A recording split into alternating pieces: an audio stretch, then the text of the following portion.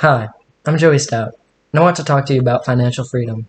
I know most students in college don't think about their financial future in those terms. We're more concerned with hanging out with our friends, the parties we want to go to, stressing about schoolwork, and food. But let me ask you this. Have you taken any steps to secure your financial future? Either by starting to follow a budget, opening up an IRA, opening up an interest-bearing savings account at the bank. How many of you are financially secure right now? Enough that you can retire and not have to worry about where your next meal will come from. Are you wealthy? Most of us would answer no to that question. But if you answered yes, congratulations, that's awesome. But most of us are not. I've been working since I was 15. I work 40 hours a week and I put most of my money into a savings account. I try to save my money and not let my account dwindle.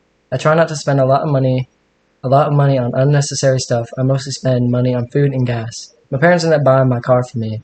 I bought it with my hard-earned money. Most of my friends can't say that, and most of them haven't started thinking about their financial future either. According to Sally Mae, college students right now are going to have $5,000 worth of credit card debt by the time they graduate college, and a third of them will have over $10,000 worth of credit card debt. That's just credit card debt. That doesn't include their student loans or car loans they may have by the time they graduate. Young people are entering the independent phase of their life strapped with crippling debt that feels overwhelming, and it can be. All my life growing up, I heard that you should have an emergency fund set aside with at least $1,000 in it.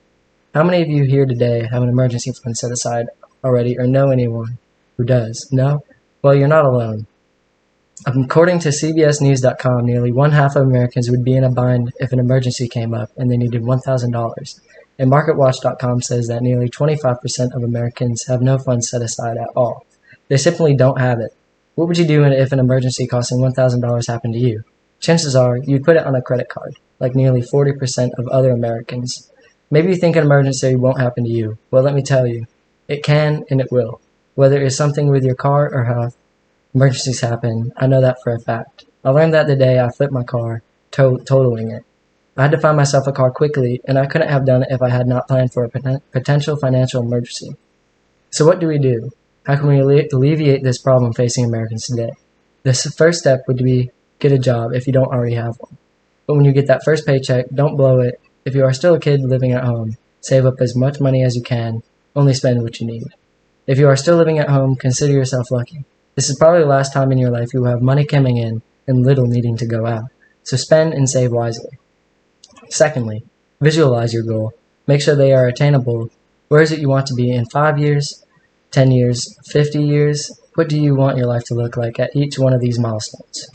What kind of vacations you might be taking, what kind of house you will have, what car you will drive. Start with the small goals and aim for them. Next, create a realistic budget. Creating a budget is the easy part. You also have to stick to it. That is why it is important to be realistic when creating it. Your budget should allow you to create a future financial freedom while still allowing you to enjoy today. Don't deny yourself pleasure because that will only cause you to blow your budget, and that gets you nowhere. Commit to living within your means. Don't try to live a Dom Perignon lifestyle on a natty light salary. I hope I have given you something to think about. For more information on how to plan your financial freedom, check out Dave Ramsey's Financial Peace University, for which I highly recommend for students. Of course, there are many options out there. Just make sure it's a reputable source. Thanks for listening.